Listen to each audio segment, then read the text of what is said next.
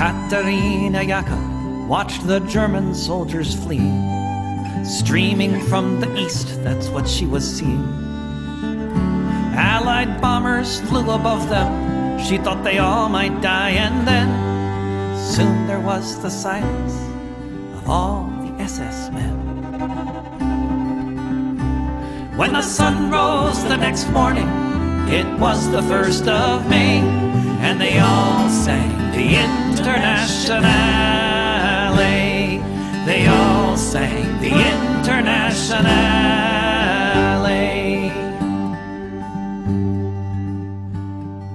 Katerina Yakov saw red flags flapping in the breeze above the Russian tanks, and she fell upon her knees. And so many different voices in so many different tongues sang the most beautiful song that could ever have been sung.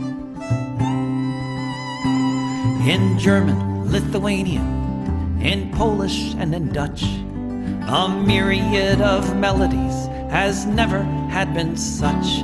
In Russian and in Yiddish, Italian and French, emerging from the forests beneath the trench. When the sun rose the next morning, it was the 1st of May, and they all sang the Internationale. When the sun rose the next morning, it was the 1st of May, and they all sang the Internationale. They all sang the Internationale. Völker hört die Signale auf zum letzten Gefecht. Die Internationale erkämpft das Menschenrecht. Völker hört die Signale auf zum letzten Gefecht. Die Internationale erkämpft das Menschenrecht.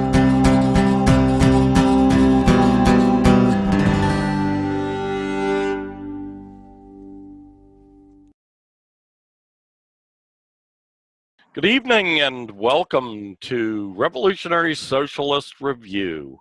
This is Chris Driscoll, and along with me tonight is our buddy Rainer Shea. Hello, Rainer. How are you? Hello. Many things have changed in the last week. We've been seeing some. Well, I'm not talking about myself. I'm talking about the country. I've been watching videos from this guy Kyle Kulinski of Secular Talk, and his commentary is on the election has gotten to the point where he's trying to argue against the people who say that Trump will win no matter what, that this is going to be like 2016 again, where everyone thought that the Democrat will win, but really Trump will. He was saying, but 2016, sure, you can bring up 2016 all you want, but right now the polls are in Biden's favor. The most recent polls seem to be in Biden's favor so much that the secret Trump vote, the potential secret Trump vote, is accounted for, and Trump has really slid. And of course, there's the COVID-19 situation, and we've also seen recently Trump's being hundreds of millions of dollars in debt because of his tax evasion, and he's going to try to, and if Trump if it appears that he loses the election, then Trump is going to try to stay in office and incite violence to carry this out. So all for the sake of continuing his corrupt business practice and keeping himself financially afloat. So this is the situation that we're in, where this corrupt kleptocrat is tearing about bourgeois democracy, and this is how the facade of American capitalism is being ripped off by these hijinks and by these it's such a collapse of what the so-called American democracy is supposed to be. Yeah, well, of course, the hijinks always go on. They've been going on for 244 years. But it goes on between two parties.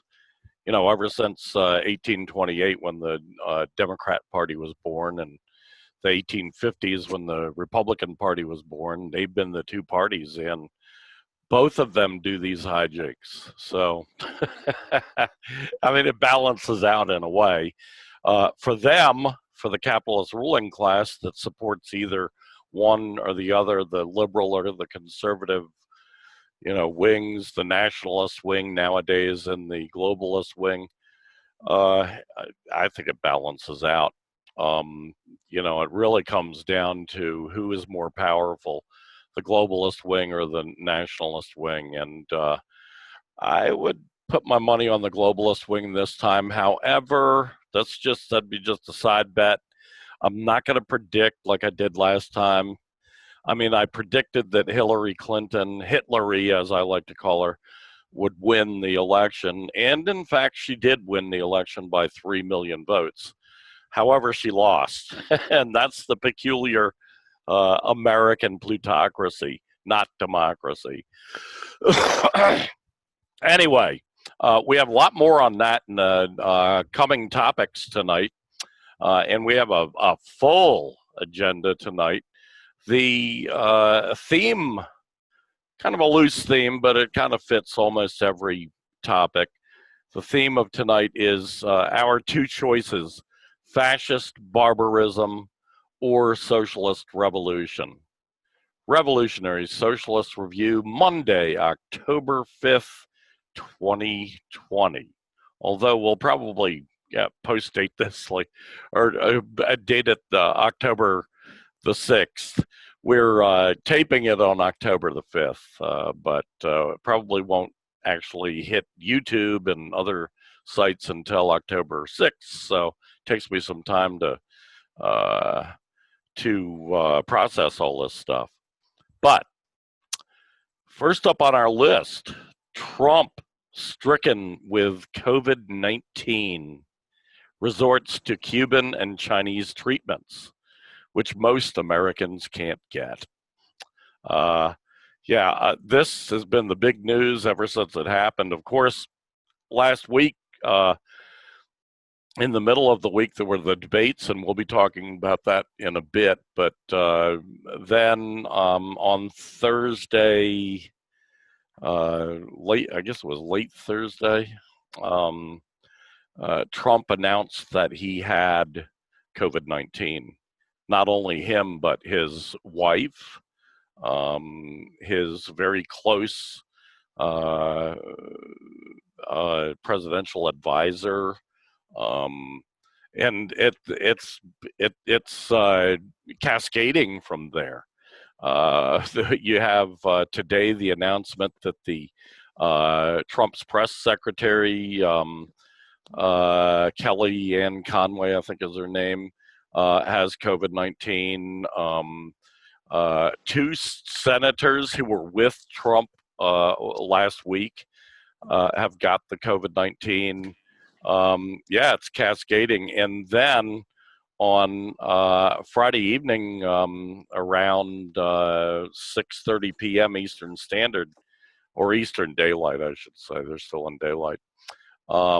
The Trump announced that he would be entering Walter Reed Military Medical Center in Bethesda, Maryland. Back in my day, when I was a kid, we called it the Naval Hospital because that's what it used to be. But they closed down the Walter Reed Army Hospital, which was a little bit inside D.C., and moved a whole kit and caboodle over to the Navy Hospital, and they call that the Military Medical Center now. And Trump has moved there, basically, although they said today that he might be leaving tonight. Some extraordinary stuff happening. Apparently he had it much worse than the White House was reporting during the time. I mean, on Friday, before he was rushed over to the medical center, to the military medical center, Walter Reed Military Medical Center. Prior to that, he had an incident where he had to be put on oxygen, where his oxygen count was tremendously low. He went into basically a very, like a body crisis. And they decided at that point that they were going to use a cocktail of treatments that these treatments were originally created by a Chinese Cuban joint effort. But there's an American company that's adopted them now and is still in testing. So Trump was given a special dispensation, as we used to call it in the Catholic Church. That's when the Pope says you can do something you're not normally allowed to do. Anyway, they gave him a special whatever they call it, or dispensation I'd call it, to use this cocktail of medications that include within them genetic treatment, introduce antibody cells into the body, and an extremely strong antiviral, which they normally would give only to the most severe COVID-19 patients. Well, apparently that worked pretty good. It has worked great for the Cubans and the Chinese. They've been using it. And I mean, look at the results. Cuba has had like a couple hundred deaths from COVID-19 with a 10 million population. China with a 1.4 billion population has only had less than 5,000 deaths. So these treatments have been working pretty darn good. It's really obnoxious that they won't give these treatments to the American people, and that they're making the American people wait for American trials on pretty much the same thing that was, intellectual property theft, basically, by a company in the United States. They're making Americans wait until that company goes through all the trials, when in fact these drugs were invented in the 1980s. They've been highly successful in combating all kinds of viruses since then, and they've been tested and tested and used and used. So it's just utterly ridiculous that they're making people wait. The people, us, if we got COVID-19, I'm sure if I got COVID-19, I'd be pretty much as bad off as Trump, because I'm in no better shape and no better health than Trump is. So, matter of fact, I found out the other day, Trump and I weigh almost about the same amount. He's just as fat as I am, which is hard to believe. Although I've lost 50 pounds in the last year.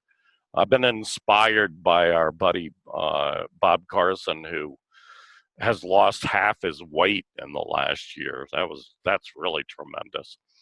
Anyway, COVID-19, Trump, it looks now from, the problem is you can only go by what these people tell you, these White House officials and White House doctors and so forth.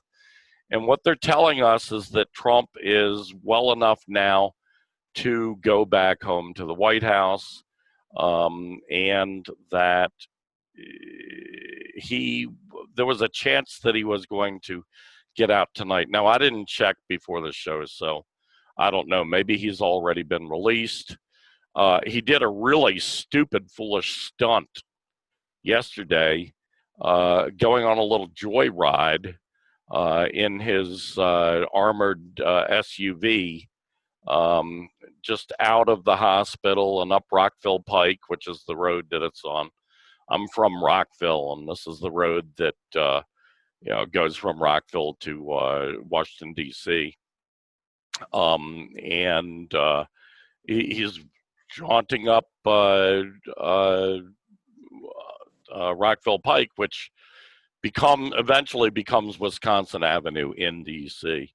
But he's jaunting up this road very slowly, waving at all the idiot Trumpites out in front of the hospital with their flags and their Trump flags and their Trump signs and their get well placards, and it was quite a scene. However, insiders report, according to the New York Times anyway, as much as you can believe them, a report that this put hospital staff, including military, because a lot of the hospital staff are military, like military nurses and military doctors,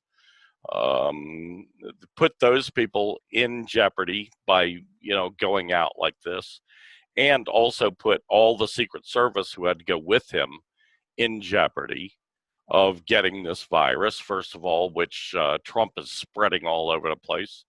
He had a mask on, but masks only do so much, Anyway, I mean, in other words, masks are not 100%.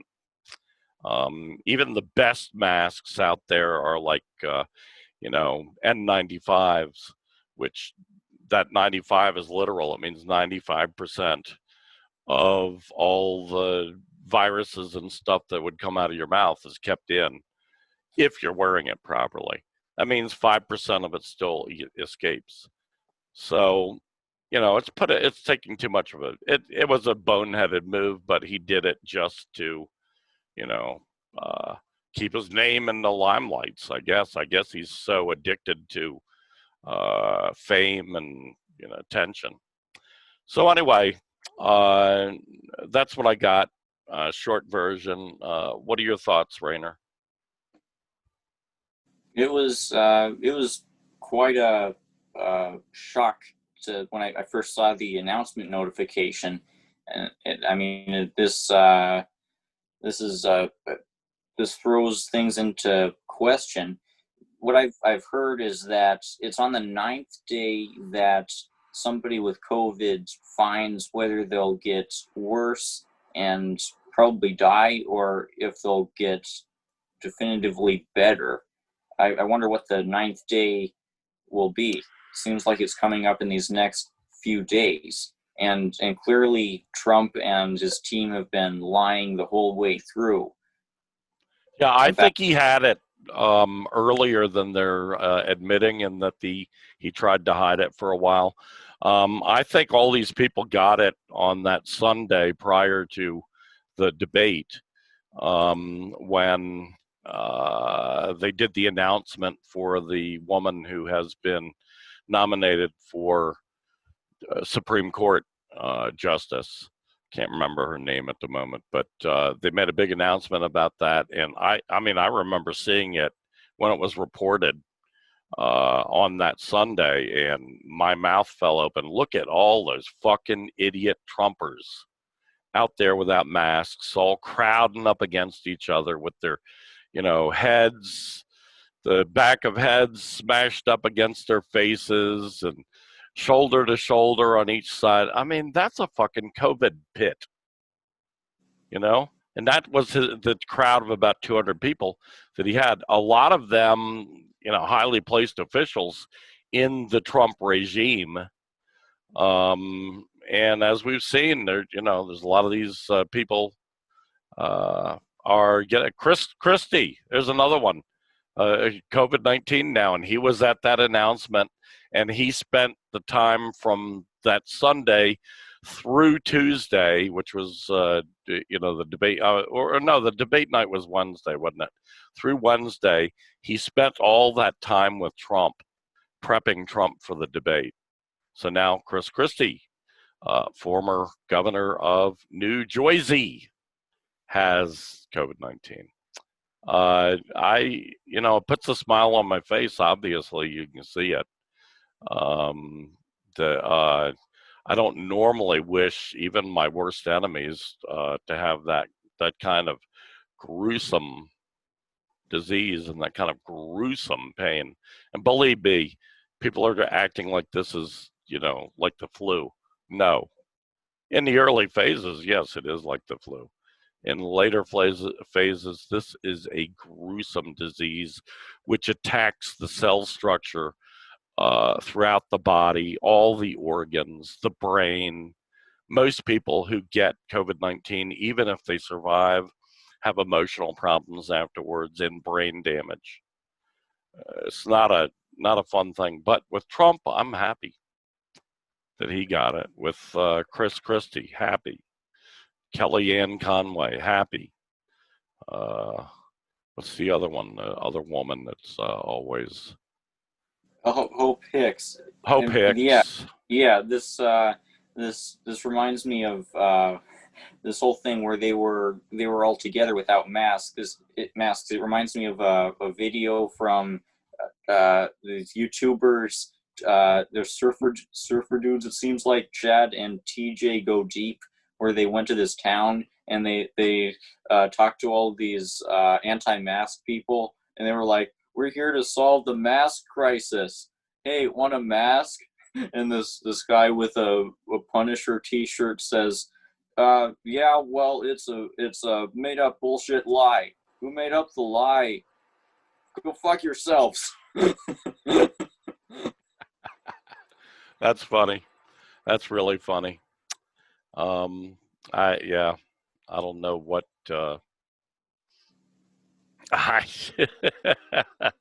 There's a lot of ludicrous people out there. Okay, moving all right along because we're cram-packed today with 11 topics. Presidential debate debacle leaves Americans feeling angry and uninformed.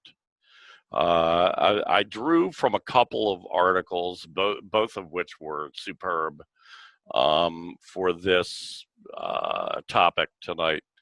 And I want to just go to those now if I can find them.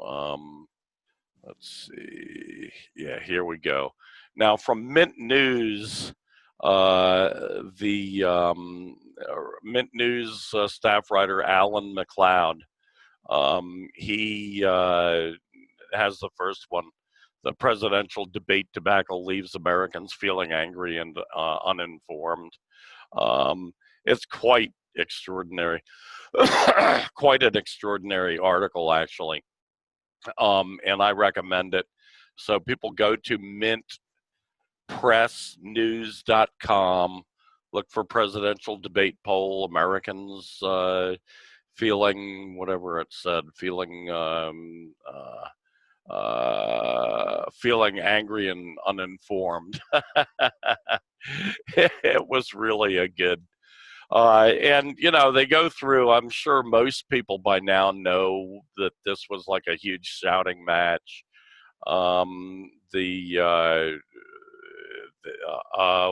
Whitney Webb, who used to write a lot for Mint Press, she said that this was a shouting match between, let me see if I can find it. It was pretty damn funny, whatever it was she said. I'm trying to, let me see, Andrew Yang, former candidate for Democratic nomination, who ran on the concept of universal basic income, reacted by saying, "Everyone who watched that debate deserves $1,000 a month." Oh, here it is. Former Mint Press writer Whitney Webb described the event as a shit show consisting of two old grumpy career con artists yelling at each other. Howie Hawkins, Green Party candidate for president, said the debate was actually a carefully choreographed show where both parties had vetoes over moderators. This isn't a debate, it's a farce. True that. Anyway, this is mainly just reactions from different people, and it's pretty damn funny, and it really comes down to, angry and uninformed. So, and then the next article that I thought was really quite good on this debate. Let's see if I can get it up here. It was from the Global Times, the Chinese Communist Party's national tabloid newspaper. And it was entitled First Trump-Biden Debate Epitome of U.S. Chaos, Sharp Social Division. And this is by Zhang Tengjun. And he makes the point basically that this debate was utterly chaotic. Said the debate is arguably the most chaotic presidential debate, much more chaotic than what we saw in 2016. It was full of personal attacks and disruptions. And then he makes the point, he said the debate was an all-out hostile confrontation between two 70-plus-year-olds. He makes the point that that nothing substantial was talked about, nothing of substance on either side, that neither candidate offered anything that would solve the problems Americans face right now.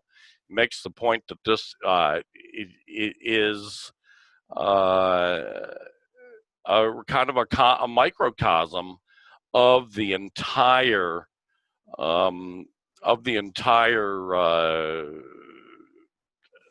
U.S.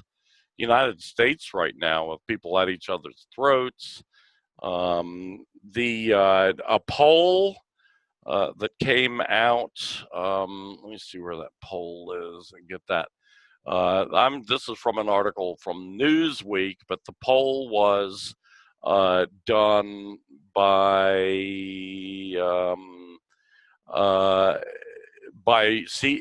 NBC News and the Wall Street Journal, and the poll was conducted in the 2 days following the debate, showed Biden leading Trump by double digits, 14 percentage points, with Trump at just 39%, saying of likely voters, of course, likely registered voters saying that they would vote for Trump, and 53% saying they would vote for Trump. So that's pretty clearly a big bump for Biden, who was already leading substantially. And I got to point out, too, to these people you were talking about who think that Trump's going to win anyway and all that shit. Hillary Clinton was mostly in the lead over Trump in 2016, but nowhere near this kind of lead. A month out, she was like 4% ahead of Trump, which is barely, it was barely above the margin of error.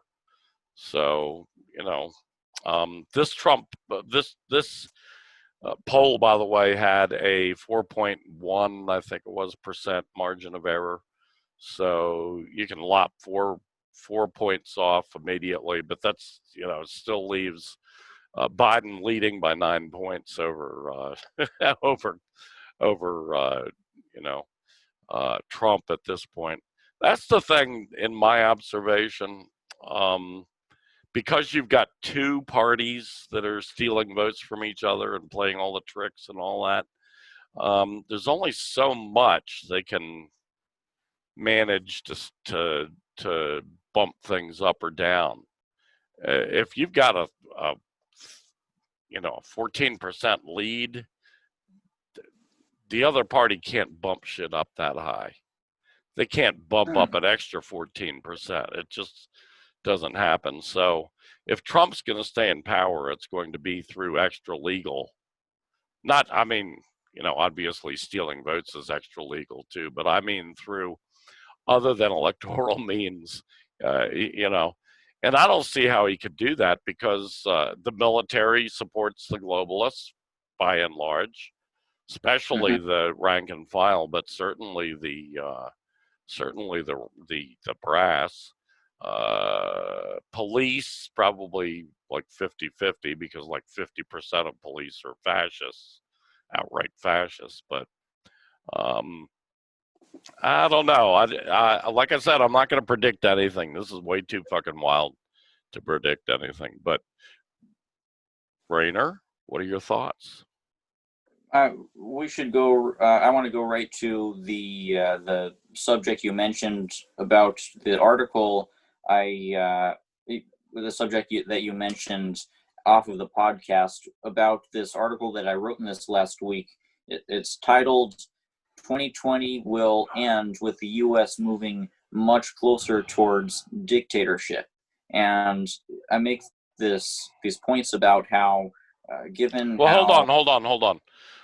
Yeah, we can do that. We've got to skip this one about Homeland Security assessment warns violent unrest could follow 2020 election. But yeah, we can just skip that and come back to it. So let's go right to topic number 4. 2020 will end with the U.S. moving much closer to dictatorship.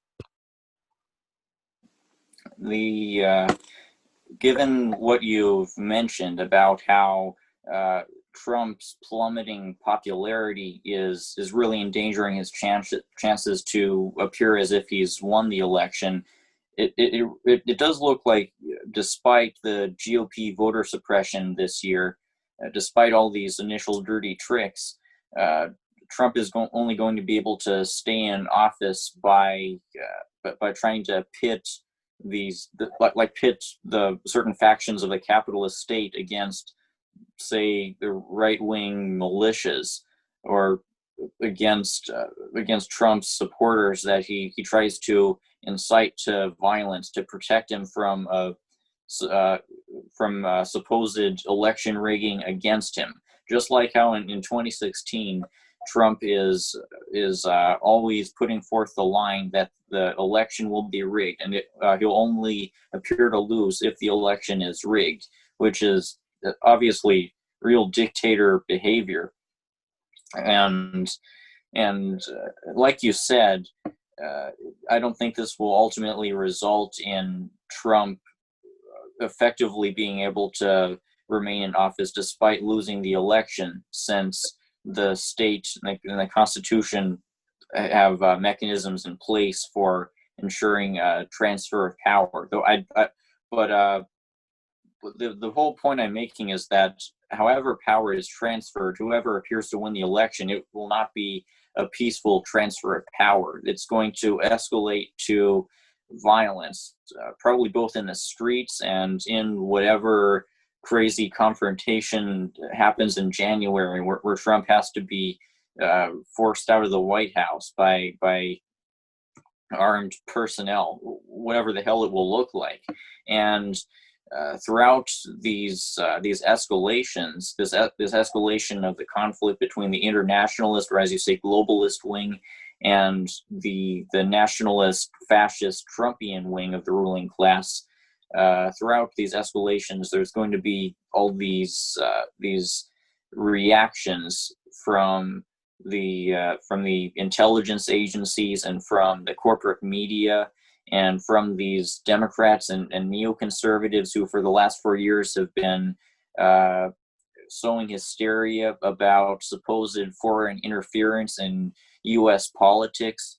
You remember how right after the 2016 election, all these corporate pundits, at the behest of U.S. intelligence agencies, they all were putting forth the line that Russia interfered, that Russia is what elected Trump, that Russia has invaded our sovereignty, and there's yes, I remember that. this big reaction, and this has resulted in sweeping, unprecedented online censorship, primarily targeting anti-imperialist voices and socialist voices, and it's targeting all these social movements. It hasn't hurt Trump; it's only hurt the left. So this is I think that whoever wins or appears to win this election, the coming months are going to be fraught with these kinds of reactions and this kind of Orwellian propaganda about supposed interference from Russia and China and Iran. One of the cringiest Twitter takes of this year was when Wolf Blitzer commented on the debate by saying, "You know who won? Russia, China, and Iran, because Russia, China, and Iran love to interfere, so that's why they won." So it's something along those lines. So we're going to hear similarly dumb stuff that fuels that tries to manufacture consensus, or at least justify the censorship measures and persecution of dissidents and all these measures to crack down on dissent that will follow the 2020 election. So it seems like where we're headed now, the outcome could be Biden becomes president, and this restores the pre-Trump Obama paradigm, except this new restored Obama paradigm of the 2020s will be dystopian, even more dystopian situation where the internet is more tightly controlled, and where there's this pandemic and depression going on, and where the U.S. much more closely resembles dictatorship. So this is what I think the outcome will be of this war within the U.S. ruling class. Yeah. I agree 100%. This is, if as soon as the election's over, you're going to first of all have most probably, huge outbreaks of violence, and that's what the next topic will be, the one we just skipped over, between right wing and some anarchistic factions, and a lot of what we've already seen since the movement against the police state began in late May in response to the murder of George Floyd. What we've seen is right-wing forces like the Boogaloo Boys and the Proud Boys, such like, as well as police provocateurs.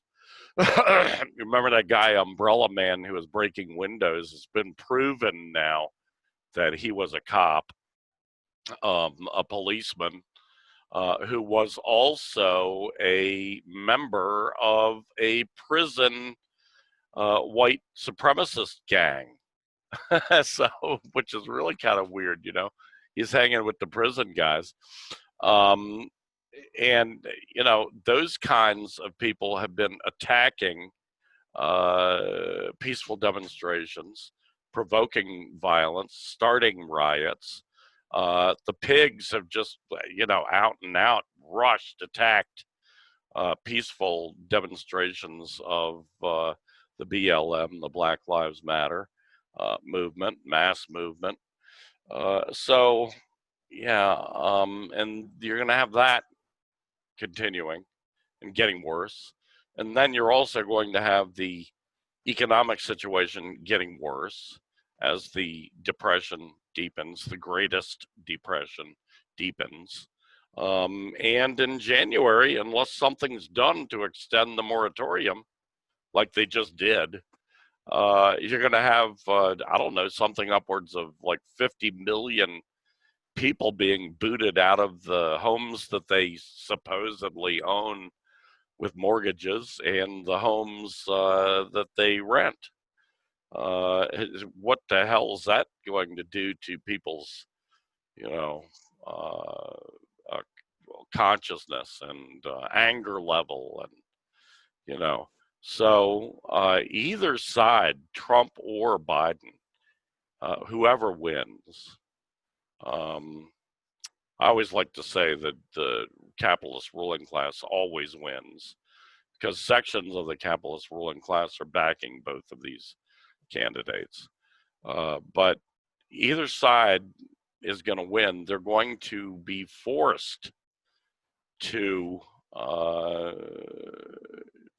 move towards a more heavy-handed police state, move towards more authoritarianism. You use the word dictatorship, and I mean, I totally understand what you were getting at, but of course, in reality, these regimes are already dictatorships. They're dictatorships of the capitalist ruling class that chooses one guy, always a man so far, to be their front guy, their dictator, their emperor. That's what he really is, an emperor. Same kind of emperor as the Romans had, starting with Augustus Caesar. Anyway, those are my thoughts on that.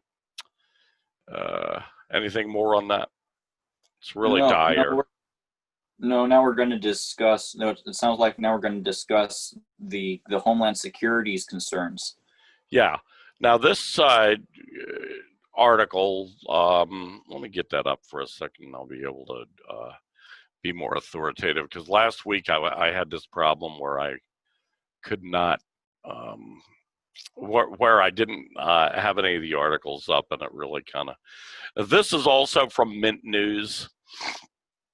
Mint Press News, and this is by Raul Diego. He's the author, and it's titled "New Jersey Homeland Security Assessment Warns Violent Unrest Could Follow 2020 Election." Now, this is a little confusing the way this headline reads, because it's not really the New Jersey Homeland Security. It is the New Jersey Office of the Federal Homeland Security and Preparedness Administration, or agency, or whatever they call it. So this is actually a real federal, Homeland Security warning, and it comes on the heels of a few other federal agencies also putting out reports that identify the upcoming election as a flashpoint for very possible eruption of massive violence.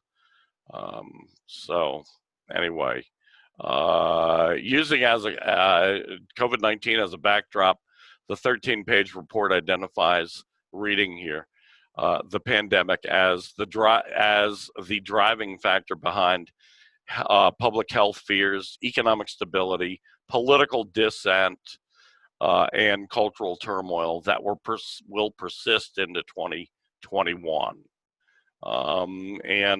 These people, this article, people should just go to mintpressnews.com and find the article, because it's chock full of examples of that would, that you read them all, and it brings you to the conclusion that yes, this is going to be a very scary election period. In the aftermath of the election, when people are waiting around for absentee ballots, mail-in ballots to be counted for weeks on end, you're not going to just, have the instant knowing who's the president, who's going to be the president by sometime very early morning on the Wednesday after the Tuesday election.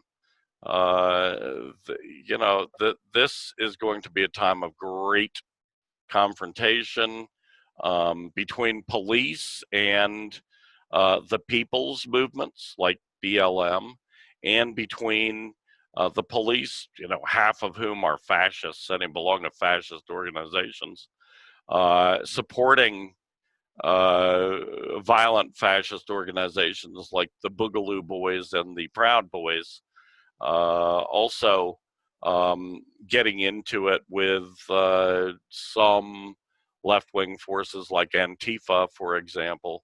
The Boogaloo Boys and Proud Boys are intending, as well as the police, on specifically attacking the Antifa movement anytime it raises its head in public. So pretty nasty stuff here. And it really does lead one to believe that the outcome here is going to be a tremendous amount of violence. This Homeland Security report actually uses the word civil war. They think that this could lead to civil war, and it would not surprise me. I've been telling people for a year now, before the greatest depression started in February, before the COVID-19 plague started in March. I've been telling people before that that the situation looks to me a lot like 1860, when two powerful factions of the capitalist ruling class, the slavocracy in the South and northern industrialists in the North, looked like they were closer and closer and closer to civil war. That's where we're headed, I fear. It's unfortunate.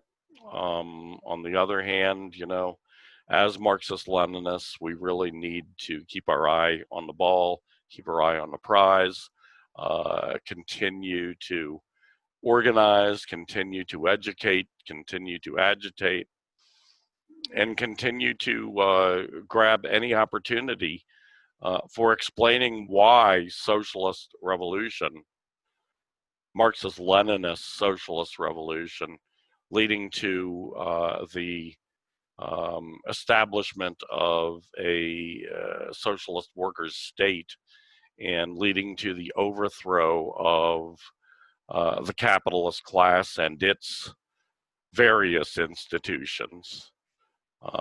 We must head in that direction to save humanity, because humanity is really threatened in the long run out of this, not to mention the very short run threat of nuclear holocaust, which could happen tomorrow in the South China Sea with a confrontation between China and the United States. Now, most Americans don't even understand how serious this is, but everyone, all, billion people in China, they all understand how serious this is.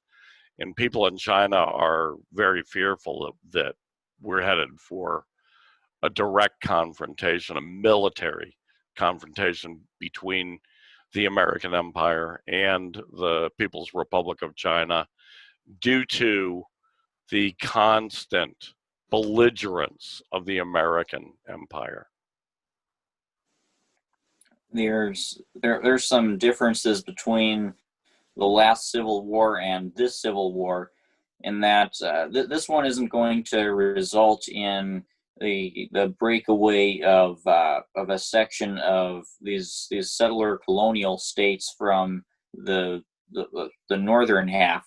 It's not going to result in the country being balkanized or broken up.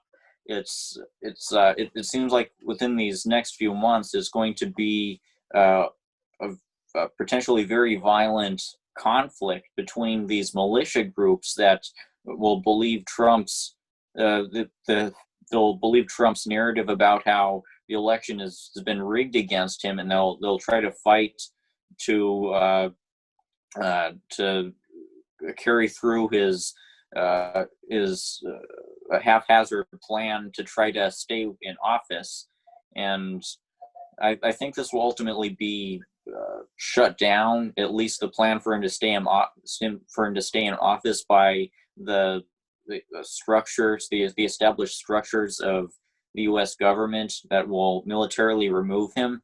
But the dynamic of violence and polarization and the fascist movement in America is not going to go away after Trump goes away. And this we might look like fools in a month from now after Trump has actually won. But either way, the fascist movement in this country is going to keep making inroads, and it's going to keep carrying out acts of terrorism like the Kyle Rittenhouse shooting.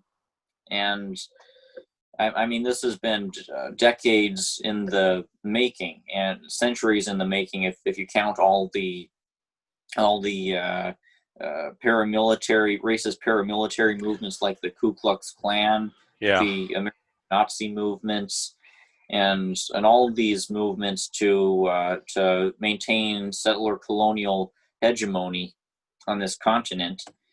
So this is the reality we're facing in the 2020s, backlash from the far right. Right. And throughout this, like I said, in order to try to tamp down the growing destabilization, the centers of power will claim that the U.S. is being destabilized by foreign powers. Right. They'll find some ways to, that Russia, China, and Iran are to blame. I mean, right. they've done this by trying to associate Black Lives Matter with so-called Russian subversion.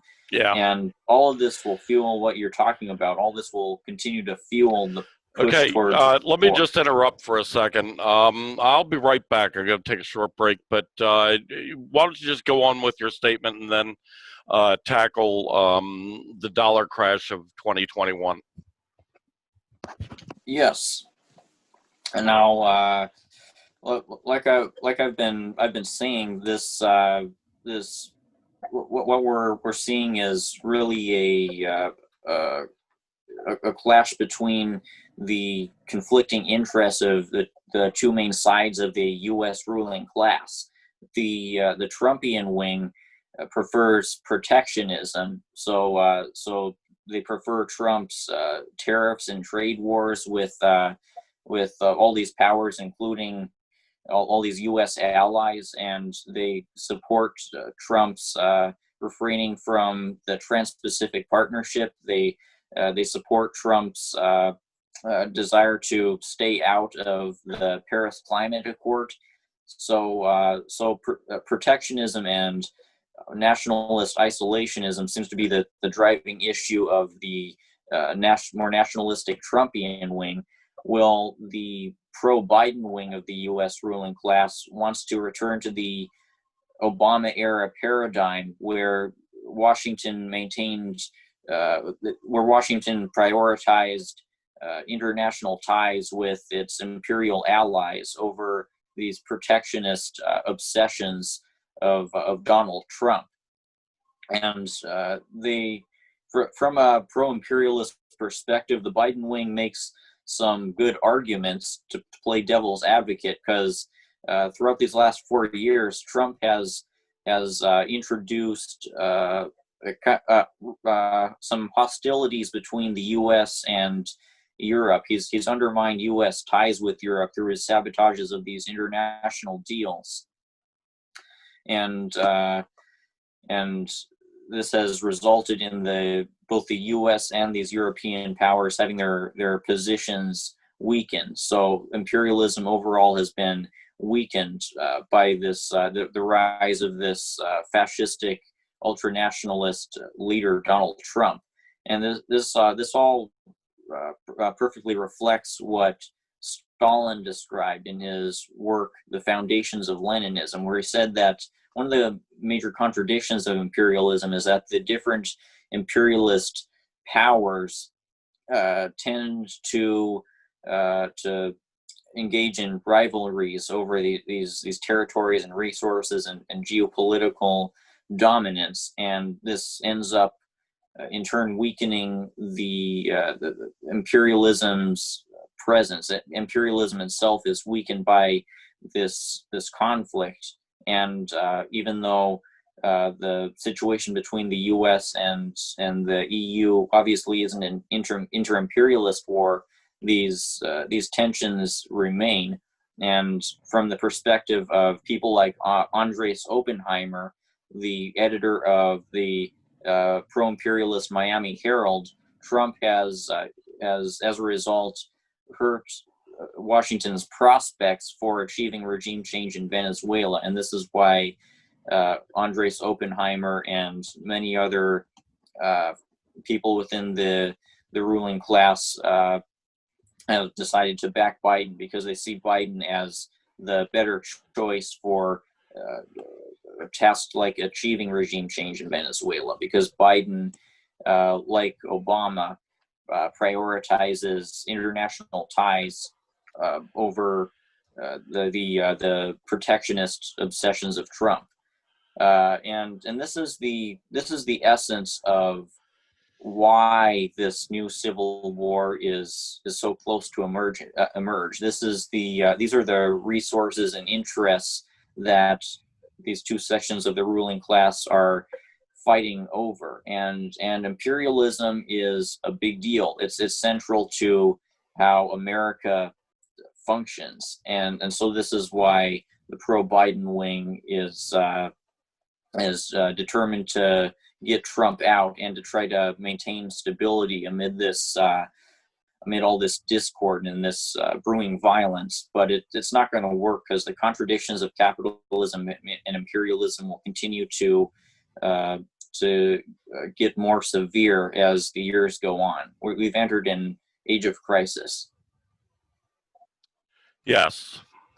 Age of crisis really says it well. This is the mother of all crises. Crises, I should say. The perfect storm. I mean, I don't know if you ever saw that movie, The Perfect Storm, but the guys on the commercial fishing boat going out in the North Atlantic in the winter time, when these two major fronts converge and create the mother of all storms. I mean, Superstorm. This was a real, based on a true story, is true story basically, and it reminds me of that. The perfect storm. We have the coalescence of the Greatest Depression, and then COVID-19 pandemic, plague, as I like to call it, because that's what it really is. People really need to connect that word, plague. This is a fucking plague, because what you read in history, the plagues that you read about, that's what this is comparable to. It is a plague. That's what people used to call it. It was a much more appropriate term than pandemic. What the fuck does pandemic mean? People don't know that, but people know what a fucking plague is. That's the bubonic plague, the yellow fever. It goes on and on. There have been plagues throughout history, and this is just the latest one. This is the worst plague in 100 years. And not only those two things, but the election leading towards all this, probable violence, the president coming down with COVID-19, which is a life-threatening, especially at his age, 74 years old, a life-threatening disease. This has already been the mother of all storms, and we're not even through yet. So we've still got whatever, a few months left in the year. We got, what is it now? It's October, so we got October, November, December. We got 3 months left in this year. So, yeah, it's astounding. I don't know. Anything more you want to go into on that? The crash, I think a lot of people have been expecting this, the dollar crash. It's just astounding already. And this is not just because of all this other shit going on. This crash, the 2021 expected crash of the dollar.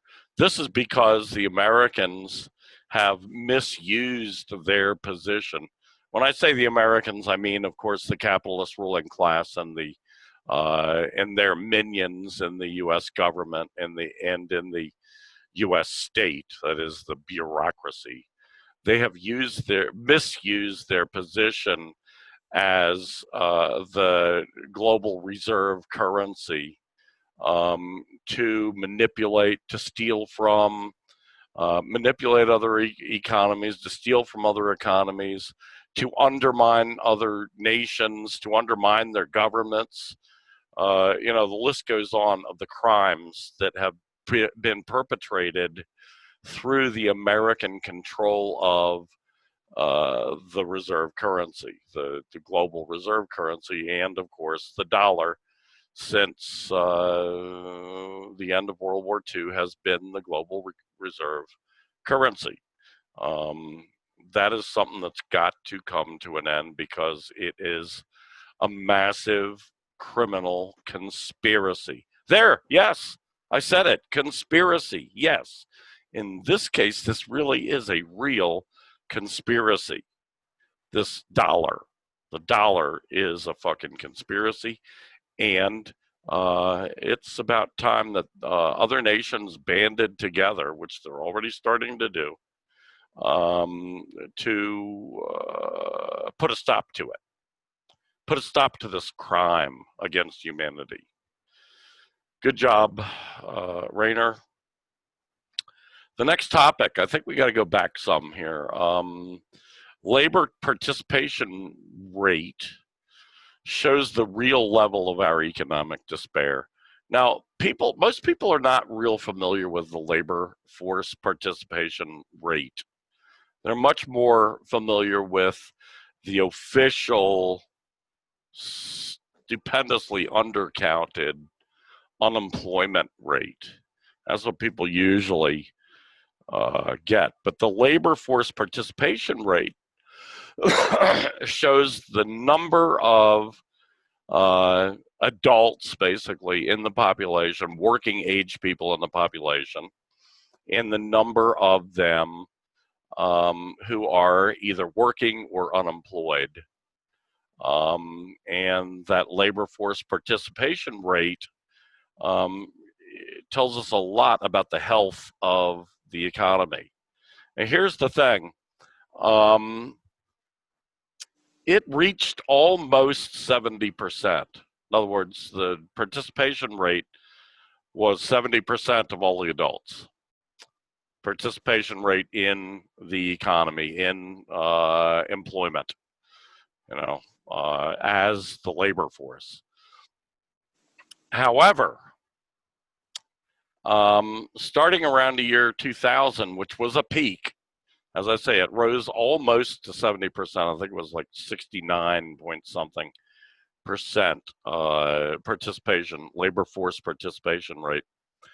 And since that time, it has consistently fallen lower and lower. That means less and less people are actually involved in the economy, involved as the labor force, because they can't get jobs, because they're discouraged from even trying to find jobs. It's a really important indicator, I think probably more important than the unemployment rate. And starting in 2008, when the so-called Great Recession started, which was really a long depression. I like Michael Roberts' term. He calls it the Long Depression instead, because that's what it really is. But when the Long Depression started in 2008, the labor force participation rate fell to 62%. Quite a significant drop from its peak. And it has remained low like that almost the entire time since then. And that's what really shows you that there really was no recovery. There was a recovery for stocks. There was a recovery for billionaires. There was a recovery for the wealthy and for the upper middle classes. But for the working class and for the poor, for the unemployed and underemployed and hardly employed and the gig economy folks, there was no recovery. We've been in the long depression ever since then. So just wanted to raise this labor force participation rate. Bob and I had talked about this several times in the past, but I wanted, for new listeners that we've got, people who haven't heard us speak about this before, it's really, by the way, in August, that's the latest figure I could get a hold of. This figure comes from the Bureau of Labor Statistics, part of the, U.S. Department of Labor. The latest figure is, I think, 61.4%. So it's quite a significant drop from 2000. And it really, really shows, there's a lot of people out there who just give it up looking. But when this small a number of people, and here's the thing, with automation continuing at a really quick clip, robotization, so forth, this is only going to get worse. We're going to, wait until you don't need truck drivers anymore. That's 500,000 workers right there. You don't need truck drivers if you've got self-driving trucks, and they're already on the road, but they're not authorized yet, but they will be. And there's hundreds of different jobs that will be replaced. A lot of this comes from that. But a lot of it just comes from the fact that we've been in a long depression since 2008. And of course, the depression just got a whole fuckload worse, starting in February. And then with the COVID-19 plague, it got even worse. So there you have it, Rainer. Oh, man, yeah, automation is a factor that's kind of a looming curse that's hanging over the neoliberal world, because in an ideal society, in a society like China, where the dictatorship of the proletariat rather than the dictatorship of the bourgeoisie runs things, automation would be a very positive material development, but it's just driving more people into poverty, and the state is unwilling to address this growing trend towards both unemployment and underemployment, and this dropping participation in the labor force. I mean, it's pretty ridiculous when you mention all these details, how the current claimed unemployment rate is 8%, but really the more honest analysts are it's 11%, probably 19%. I remember you said something like upwards of 20% last time, though I don't know how much.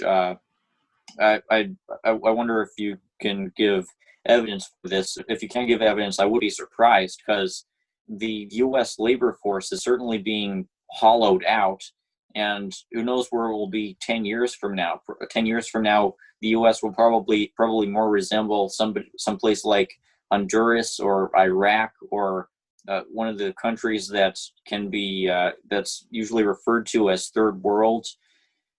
and the U.S. is becoming a lot more third world and a lot more gentrified, as they call as they call the dynamic, where these upper middle class and wealthy facets of society become front and center within a community, and where the lower classes are pushed out and they're relegated to these slums, or to these deteriorating neighborhoods, which is where the police state is needed to try to keep the potential instability in check. So it's a neoliberal dystopia. This is a dystopia we're finding ourselves in the 2020s. Yeah, definitely. Definitely. Yes, I can provide enormous amounts of data that prove this. The whole idea of the actual unemployment rate. And maybe next week we'll just do that. I'm not prepared to, I don't have all the charts and stuff to throw up at you at the moment, but I have them tucked away, and they're on the internet for anybody to look at. Just look up actual unemployment rate, or the real unemployment rate, or something like that on your favorite search engine, and all this stuff will come popping up. I mean, but there is even the Bureau of Labor Statistics actually keeps a different set of figures that shows a much closer, much more accurate, although not really accurate, count of unemployment. They have, I think they call it U3 and U6. U3 is the one that you always hear, the bogus figures, and then U6 includes all the discouraged workers. Discouraged workers who are people who just happen not to have been out looking for a job in the last month just because they got so fucking miserable and discouraged about it, but they really, really want a job, and they really, really are unemployed. And they might be people who were on unemployment a couple months ago, but it ran out. Those are unemployed people too in my book, but they're not counted. The discouraged workers are not counted. There's whole big categories that are not counted by the official. Even in the U6 numbers, they're not counted. So I have an anarchist friend, a longtime friend of mine, who works for the Bureau of Labor Statistics, and he's always defending it. He said, "Oh, you just don't understand." I say, I understand. His name is Flint. I say, Flint, I understand perfectly.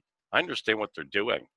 This shit all changed in 1982, I'm sorry. What happened in 1982? Or not, I'm sorry, what happened in 1981? New president, right?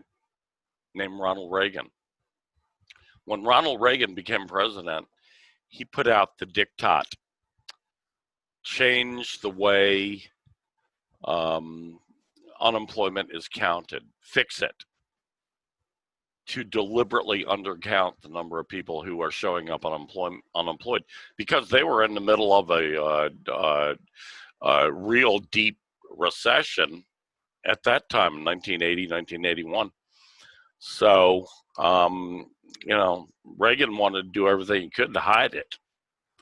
And so ever since then, you have not been getting anywhere near accurate numbers, because all those discouraged workers were all of a sudden discounted, not counted. But yes, we have loads and loads of stuff to throw at people that will prove beyond anybody's shadow of a doubt that we have been getting bogus numbers really always, but at least real bogus numbers since 1981, when Reagan pulled the fix. And so then the other thing you got to understand, if that was changed in 1981, you cannot do a comparison between the unemployment rate today and the unemployment rate in the 1930s during the so-called Great Depression, because they were calculated differently, right? So if you were to calculate it the same way, to calculate those 1930s numbers the same way, the unemployment rate in the 1930s would have been a lot lower. It would have been like, we're at now, where you got like 7-8% unemployment in the middle of the worst fucking depression since the 1930s, which should tell you there's something wrong with these numbers being played with. So anyway, yeah, but let's we'll move on to that next week, because I don't have all the data at my fingertips to throw at people. I just know it in a kind of a conceptual manner. So anything else on that? No. Okay, where are we at? Let's see. Oh, this one I think is really important. Speaking of Russiagate, you already spoke about it, Rainer, but DNI letter. That's the Director of National Intelligence, is like high muckety muck of of all the intelligence agencies. He's the like the the guy in between Trump and all the intelligence agencies. What I call espionage agencies, because that's much more accurate of what they do. DNI letter supports allegation that Hillary Trump created Russiagate out of whole cloth. She just made the shit up. So this letter is really it's really quite extraordinary, actually. Here I'm going based on an article in the Greenville Post, dated October 3rd. And this is by Moon of Alabama. And Moon, Alabama, I think is some guy and just calls himself Moon of Alabama. But he's usually pretty good. Anyway, he goes into some of the preliminaries about the Russiagate hoax having been started in 2016. Anyway, he goes on to a letter. This is a letter recently sent. Let me see. It's September 29th, 2020 is the letter is from the Director of National Intelligence, John Ratcliffe, sent to the Honorable Lindsey Graham, Chairman of the Committee on, what do they call that committee that he runs? The Committee on the Judiciary. Of course, he's like in charge now of trying to ram through getting this new Supreme Court justice through, adopted by the Senate, who was already been nominated or appointed by Trump. Anyway, this letter, it's quite extraordinary. In the letter, he says basically that they have clear proof, clear information, and insight in, he calls it insight into a Russian intelligence analysis, and that all this stuff shows that Russiagate, the Russiagate hoax, as we call it, it did not come from any real intelligence by any American intelligence espionage agency.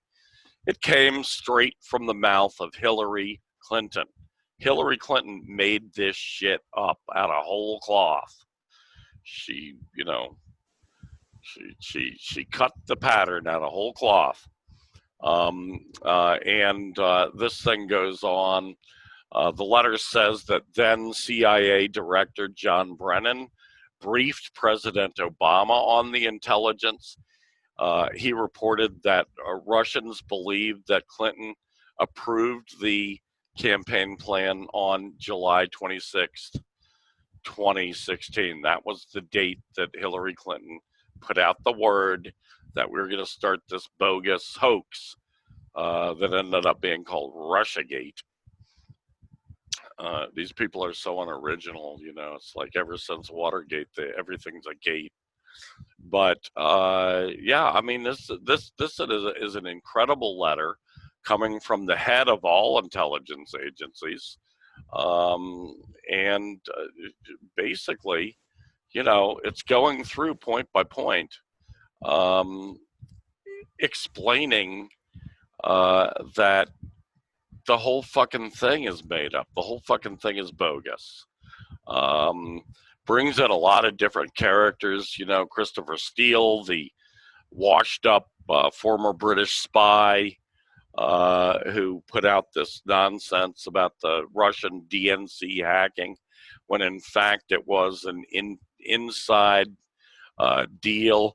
The president of CrowdStrike, the cybersecurity company, which investigated the DNC link on behalf of the Democratic National Committee, later said that his company never found any proof that Russia had hacked the DNC.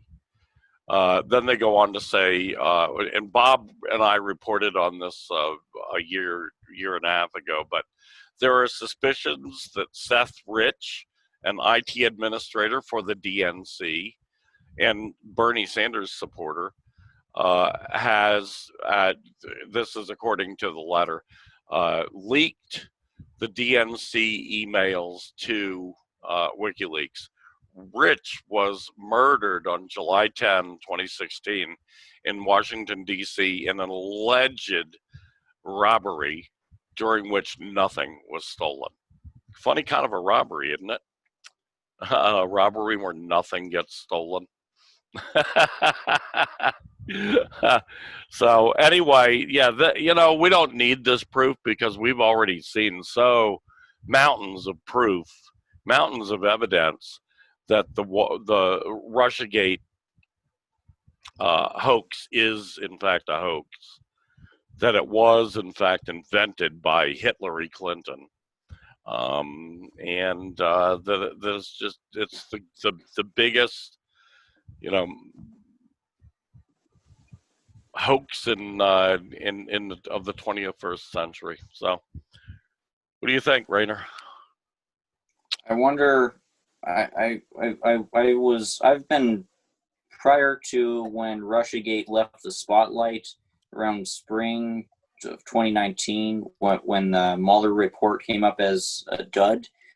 I was tracking this for years, and I saw the intricacy of these lies and this headline hyperbole and these dirty tricks behind the scenes within Obama's intelligence establishment and the Clinton campaign, and in these media outlets to influence the public's perceptions towards a set of pretty simple ideas. One, that WikiLeaks should not be trusted, that the WikiLeaks revelations should not be taken seriously because WikiLeaks is tied to Putin.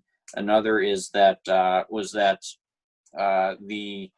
recent destabilizing events within U.S. capitalism, epitomized by the election of Donald Trump, are merely the result of Russian interference, and this has led to the conclusion that the whole foreign policy, imperialist foreign policy agenda and neoliberal war and austerity agenda that the Biden campaign represents needs to be supported in order to combat Russia and by extension Iran and China or whatever demonized foreign power is involved in this narrative.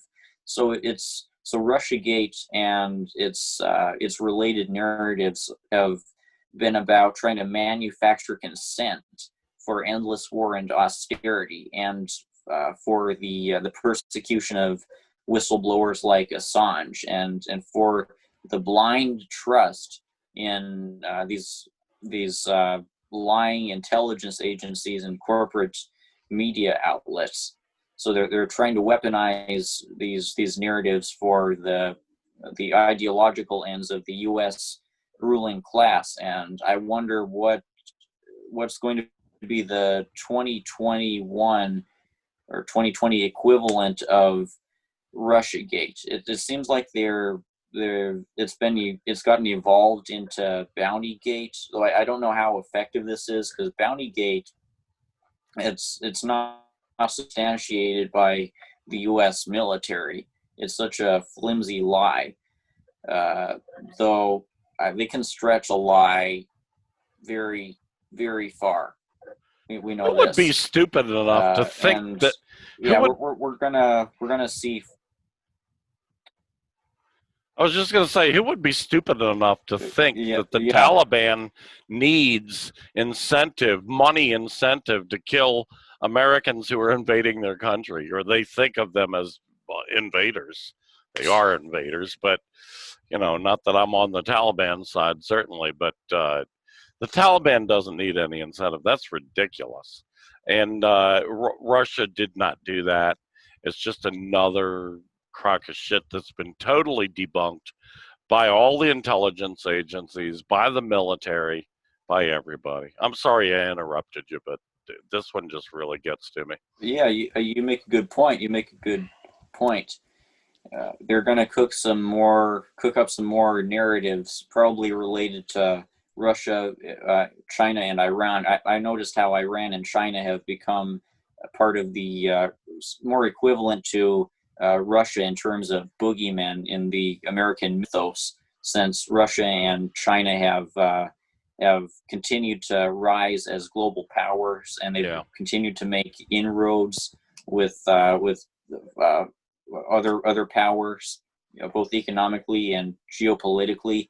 So, as part of the Washington imperialist reaction, they're cooking up these narratives, and it's the basic agenda: perpetuate endless war and austerity, and to try to stabilize the imperial core.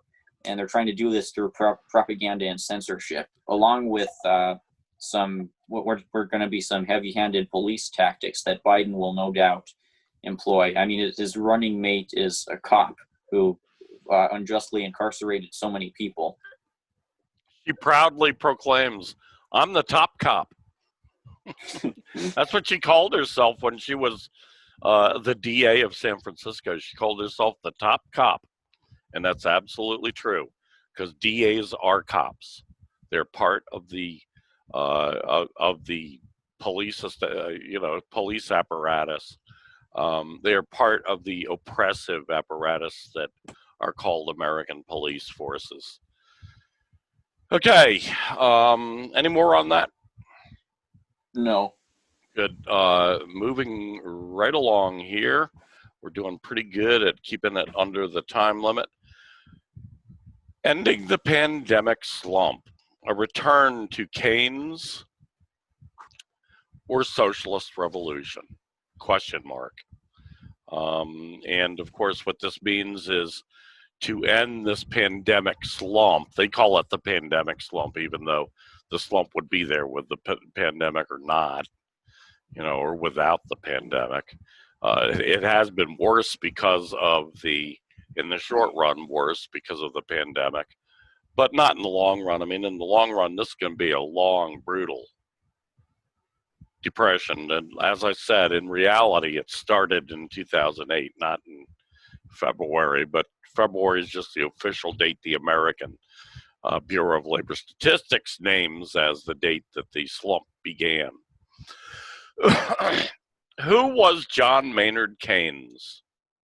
Are you familiar with John Maynard Keynes? No, Rainer, have you studied him in school?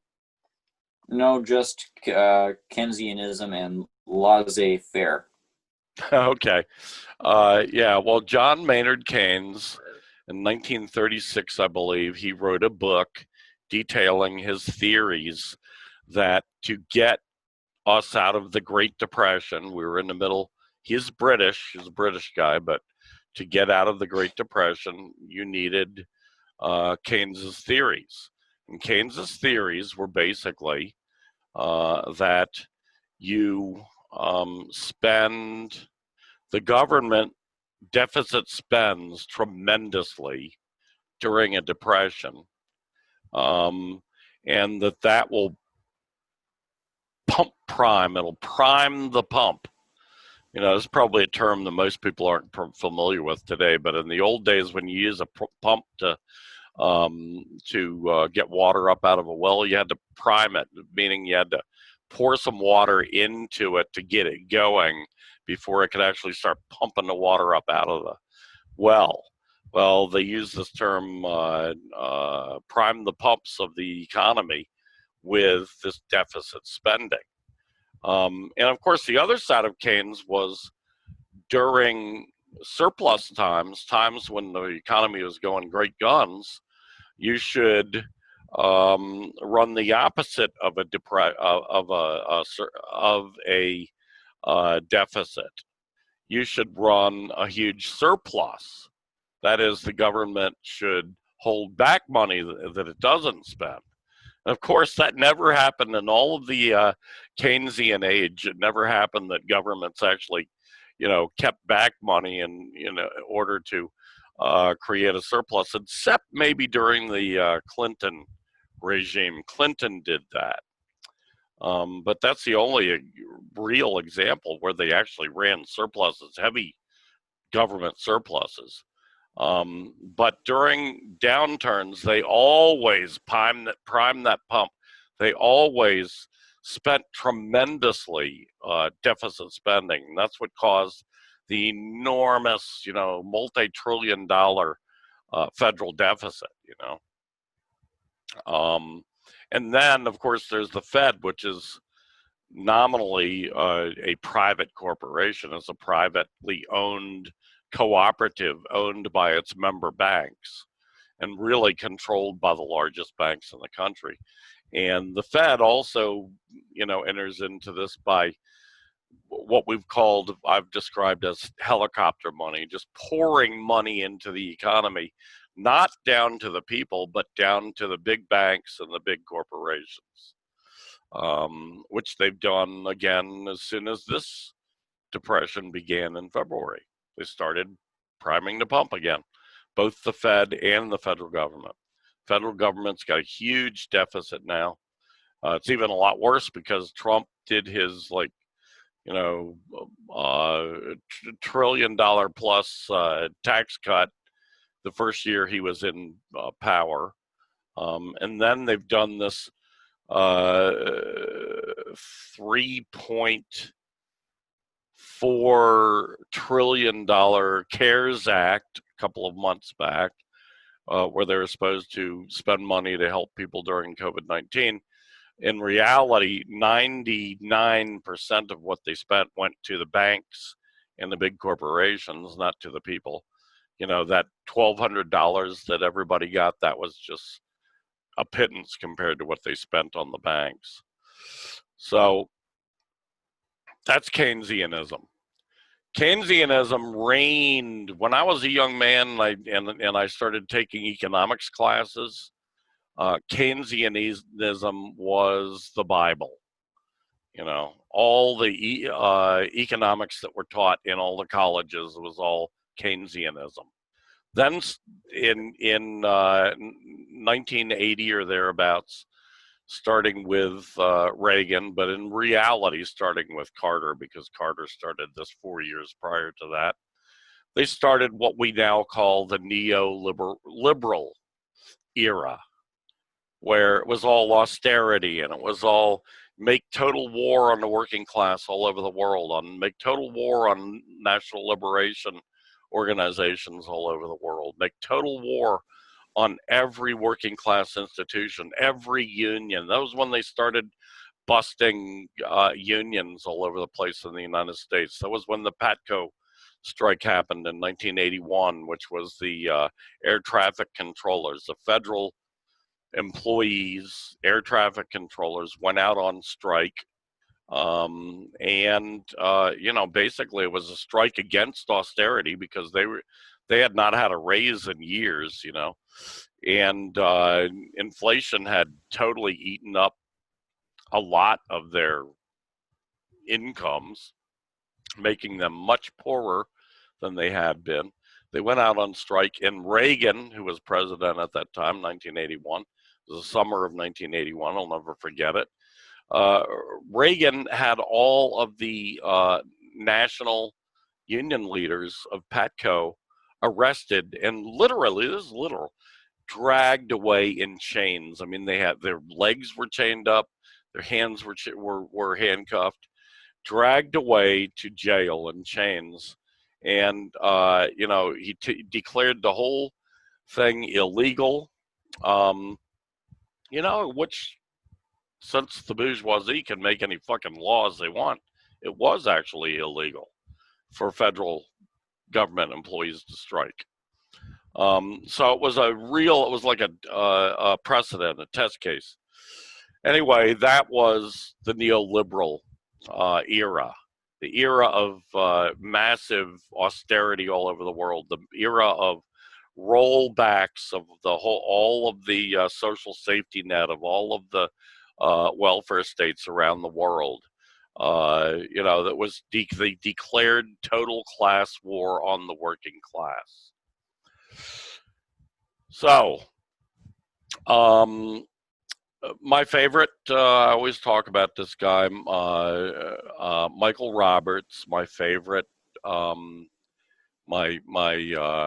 favorite Marxist economist. He has an article just this week in his blog, Michael Roberts' blog, which you can find at thenextrecession.wordpress.com.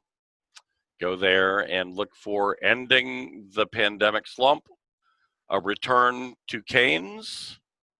And then I added a return to Keynes or socialist revolution. And the whole article, he's talking about the latest trade and development report by the United Nations Conference on Trade and Development, the Economic Research Agency, to help developing countries. It's a must-read, says Roberts. Not only is it packed with data and statistics about trends and developments in global production, trade, and investment, but this 2020 issue takes a very radical position on how to get the world economy out of what the IMF calls the lockdown slump. And basically, what this UN group of UN economists, research economists, what they suggest is going back to Keynesianism. Well, Michael Roberts spends this whole article explaining why Keynesianism no longer works, why it will no longer work, why socialist revolution is the only solution to this problem.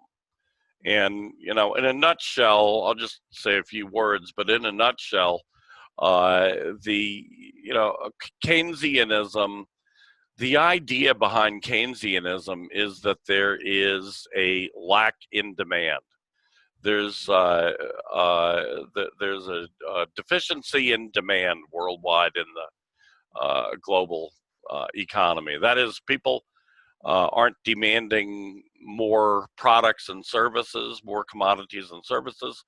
So the capitalists are just not producing more products and services.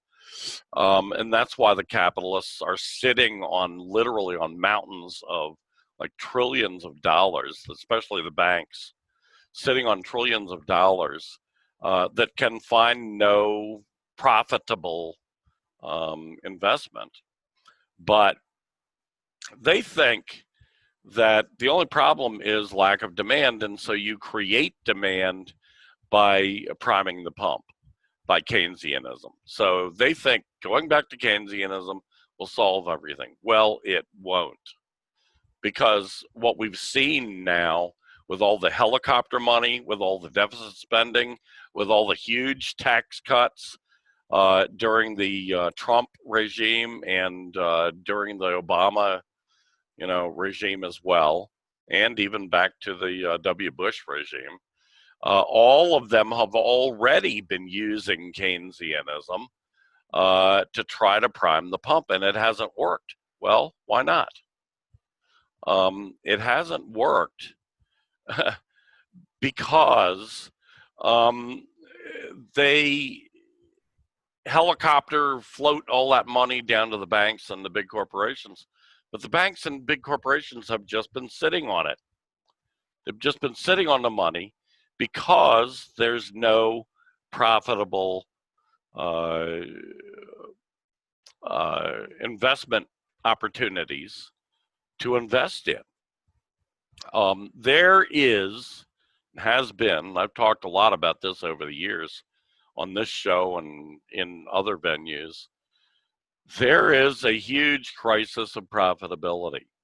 The actual real rate of profit, as Marx predicted low so many years ago, has continued to fall, and it's fallen to dangerously low levels now, where there's just not the same, there's not enough incentive for capitalists to invest. So you can float all the money you want, rain money down on these banks and big corporations, and they're still not going to do anything with all that money except sit on it. They're sitting on piles and piles of money that's not going anywhere because it was given to them in the Keynesian notion that they would then go out and spend it, on production, make more production, make more things, make more services. Well, they just haven't done it. Keynesianism doesn't work in this kind of economy because we are experiencing, as Marx predicted so many, 150 years ago practically, he predicted that we would end up like this, where we were in such a bad crisis of profitability, of the rate of profitability having fallen, that it's just no longer an incentive for capitalists to invest. And so what will they do? What do capitalists do when there's no incentive to invest in the productive economy, which is the real backbone of the economy? Well, what they do is they use it. They buy stock, buy back their own stock. That's a favorite. They buy other people's stock. That doesn't produce anything. They buy land. That doesn't produce anything. They invest in speculation, currency speculation. That doesn't produce anything. The economy starts grinding to a halt because there's no real investment in the real production of real commodities, real assets, real tangible things that really make wealth and really make up the driving force in any economy. This economy is grinding to a halt. It's not a short-term thing. It's not just a structural. It's not. It's not just a junctural, a conjuncture at which there's this problem that we'll work our way through, like the capitalists always think will happen. This is a huge structural problem in which the capitalist economy, global economy, has dilapidated, has degenerated to the point where it can no longer sufficiently offer to capitalist investors what capitalist investors want and what incentivizes them, which is profits. That's it. Right. I've been contemplating this, and now that you bring it up, it does appear that in this last year or so, because most people don't know that the new Wall Street bailout really began last fall.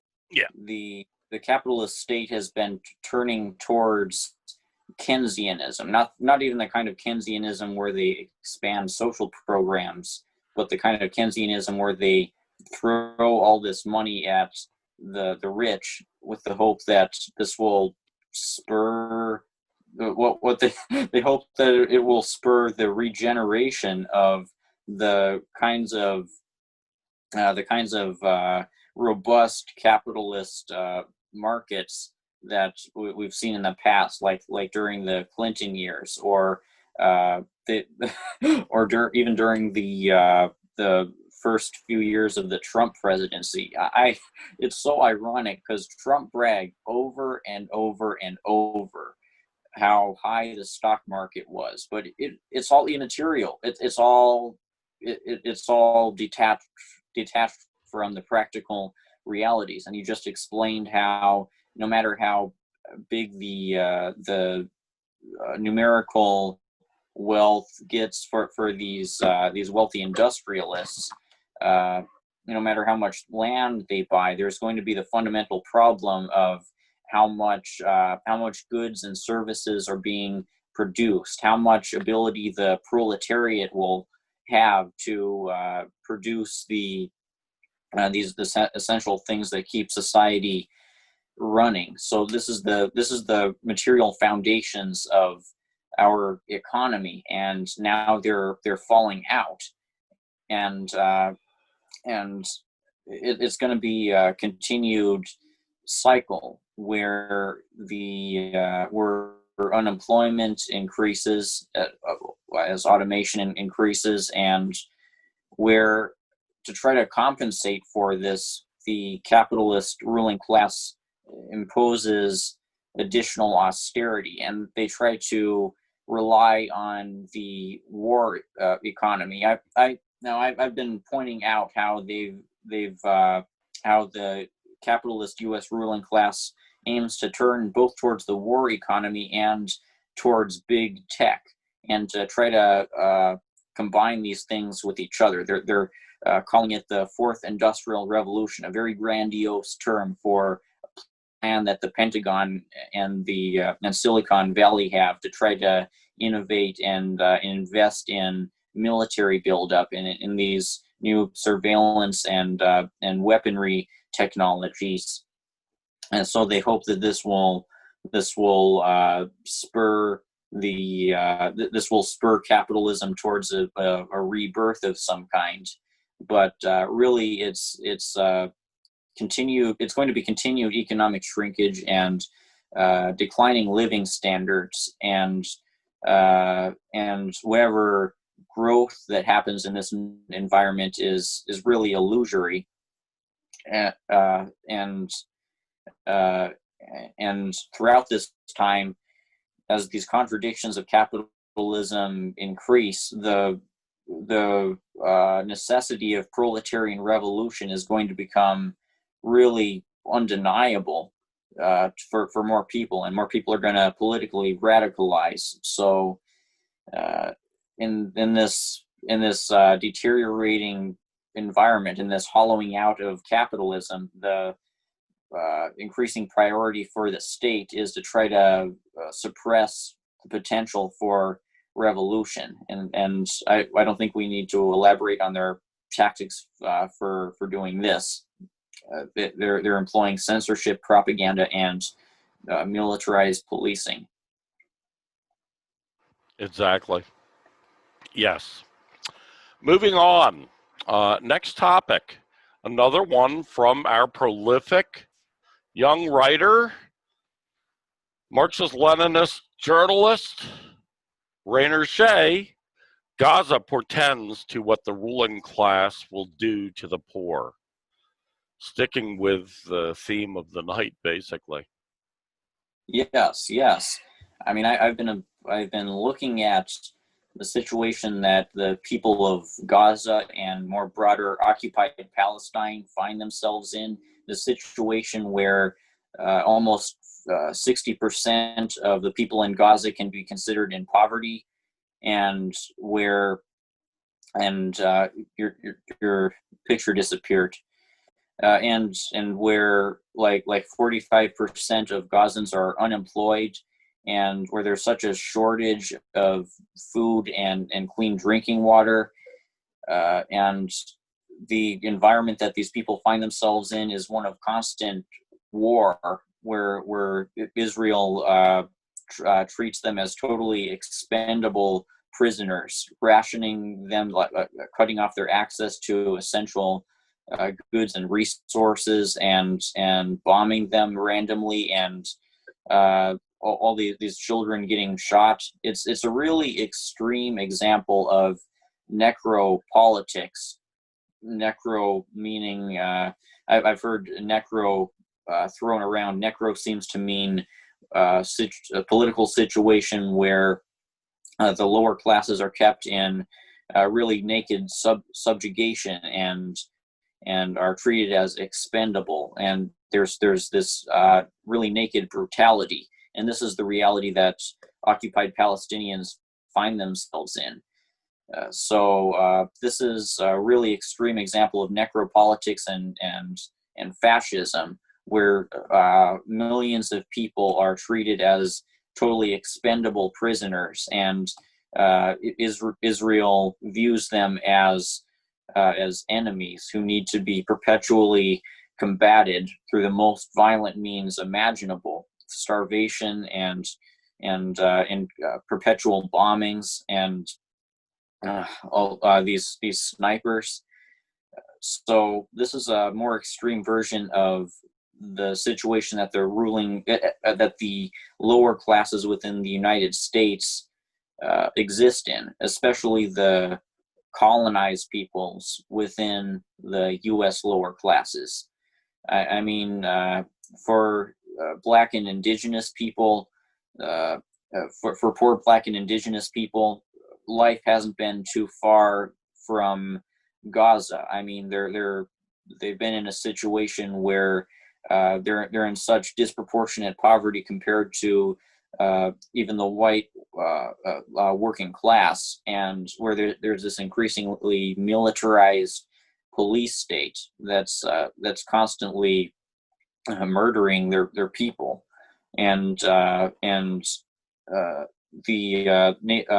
many know this, but Indigenous people in the United States have in recent years been the ethnic group that statistically the rate of Indigenous people who are killed by police is larger than for any other ethnic group. So this is the necropolitical situation that capitalism and colonialism has created for these communities within the United States. And in throughout the country's history, it has escalated to a point that really very much resembles Gaza, a point where the U.S. government resorts to bombs to combat these colonized liberation groups. My article mentions an incident in 1985 where I think it was in Philadelphia, the police bombed an entire block in order to combat a Black liberation group. Who knows when they'll do this again? And this is the end outcome of our capitalist collapse in this country, where the upper class isolates into fortified communities, first world communities, kind of like how the Israeli upper class is sheltered from the massive poverty and violence surrounding it, and where the lower classes, foremost the colonized peoples within these lower classes, are relegated to increasingly impoverished and violent environments. where the state is going to resort to all these means of warfare, including the kinds of bombings that Israel commits. So Israel's war against the Palestinians can be seen as a warning to what the situation could come to in the United States.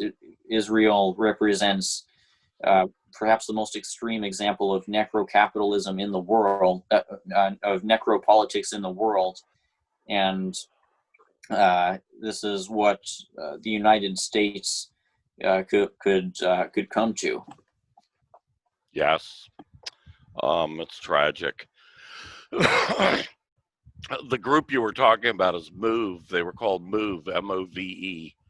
It was a radical black liberation, black power movement in Philadelphia, and I guess the city there, that had like a real fascistic mayor at the time. Rizzo was his name. It was like kind of rings fascistically, doesn't it? Mayor Rizzo. But anyway, they bombed the whole fucking city block, not just the MOVE house, which was right in the center of it, but all the surrounding houses all got wiped out.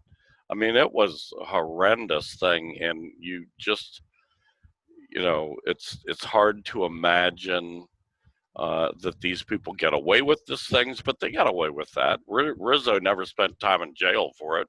He should have been, he should have been executed for this mass murder. It was a terrible, terrible thing. Yeah, Alexander Haig, who was originally Ronald Reagan's chief of staff, and then a little bit later on, he became Ronald Reagan's Secretary of State. He famously said of Israel, Israel is America's permanently placed aircraft carrier in the Middle East. And that describes it better than any other description I've ever heard. That's exactly the function of the of the Zionist state in occupying Palestine. It was, or is, and always has been, the American empire's military outposts plopped down in the middle of the Middle East. And it is there, for this purpose of projecting American military power in the Middle East. That's what they've always done. That's what they're always been there for. They're just a tool, basically. They're not really human beings. I mean, they are human beings, but that's not the way the American empire looks at them. The American empire looks at them as a very useful tool in their military goals. And the idea that they would be used as a test bed for fascistic police state tactics that would then be imported to the rest of the U.S. empire-dominated part of the world, which is like 3/4 of the world. It's coming true, and not only to the rest of the world, but now they're going to be importing that here. It's a very wise, astute observation on your part, Rainer, and oh so true. And it just speaks to some of the horrors that we can expect from the police state in the future. That's why this massive movement of tens of millions of Americans against the police state since the murder of George Floyd has been so very important, because this police state is going to be more and more and more, a great threat to us here. So, anything else on your part, Rainer, from that one?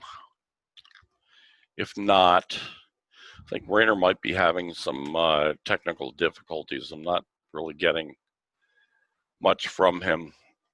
He's been freezing up the last few minutes. Let's hope that doesn't occur for the rest of the show. We've only got 2 more points in the show, and I'll try to get through them quickly because we're already coming up on the 2-hour mark here. So don't want it to go much beyond that. But next topic, U.S. intelligence sources discuss poisoning, kidnapping Julian Assange, court told. Now, we've been reporting the last couple of weeks on this extradition hearing for Julian Assange, the global hero who was the founder and editor-in-chief of WikiLeaks. I believe the hearing has had its last day now. It's over, but it won't be until January 4th before we hear the court's ruling on this. Meantime, a couple of days back, the court was told by experts, including people in the know, from U.S. intelligence agencies of all things, basically, the court was told that a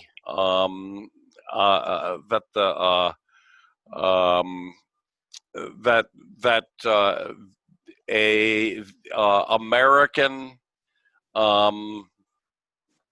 let's see if we can find it here, American intelligence agencies, espionage agencies,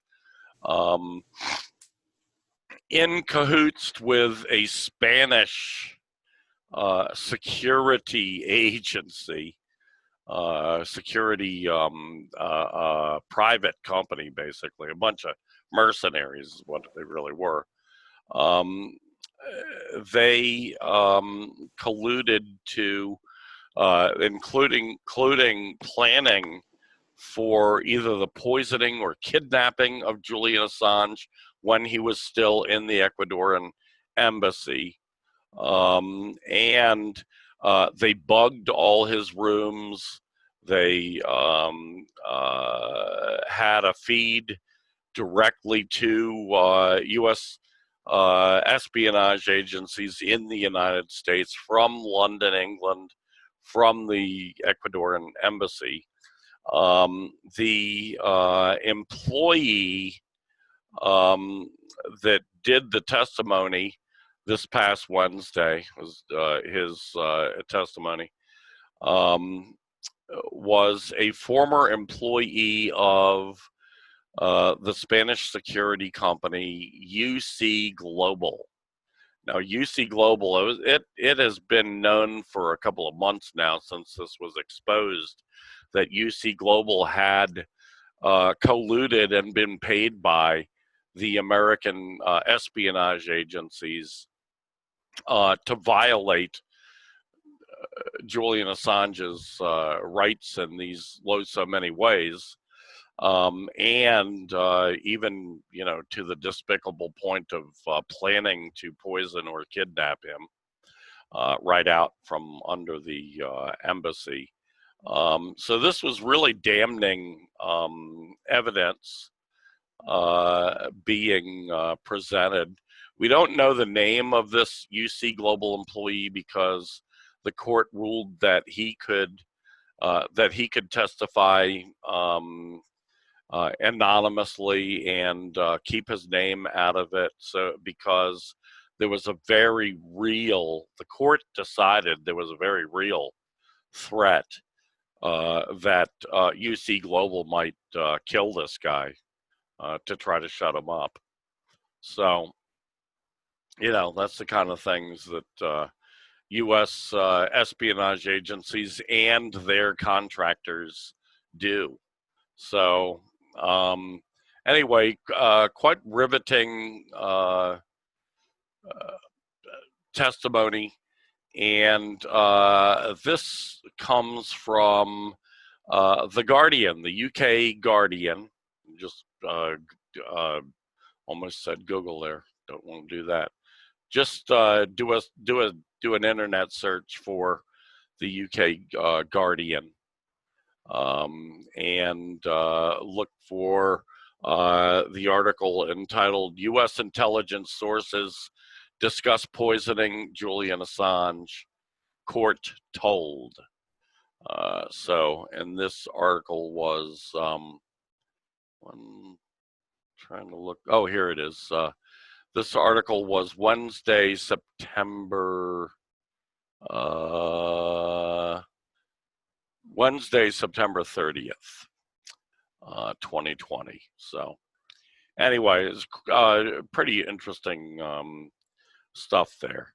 So, and this is the kind of thing that, you know, we typically expect from U.S. intelligence agencies, espionage agencies, because that's what they really do, is espionage. Okay, Rainer, are you with us anymore? Got a feeling that we've lost Rainer. It's terrible. Oh no. Anyway, I will just breeze through the last topic here. It is an important topic, so I just want to mention it. We'll be talking more about it later on. But the long-running war between Armenia and Azerbaijan, two former Soviet republics, flares up in the latest deadly fallout from the collapse of the Soviet Union. Now, what's behind all this? Of course, the U.S. imperialism, the United States empire, but the Turkish, Turkey being a NATO member, have been backing Azerbaijan and urging them on to raise the attack against Armenia. And this is over a long-standing border dispute over land. Land that a breakaway part of Azerbaijan has declared independent. And these are all Armenians who lived in Azerbaijan. And as you know, hopefully, during the days of the Soviet Union, it was quite common for people from one republic to move to another republic. It was no big deal. There's nothing stopping it. It was like the same thing in the United States, moving from one state to another. So they're built up, especially along the border there, they're built up pretty sizable Armenian population within Azerbaijan. Well, they broke away from Azerbaijan. They want their independence from Azerbaijan. They probably will want to join Armenia. And the war has flared up over this. The Americans are backing Turkey, of course, which is a NATO member. And Russia is backing Armenia. So this has the unfortunate aspect that it may bring another example where it may bring the United States and Russia into direct confrontation with one another sooner or later. These are both very highly armed. Armenia and Azerbaijan both have modern jet fighters, modern missiles, ballistic missiles even. This has really flared up over the last 2 weeks, it's starting to enter cities where strafe bombing of cities is going on. The body count is growing. So there you have it. Rainer, are you gone now for good? Looks like it. Okay, my friends, it's been great talking to you. We had a wonderful time.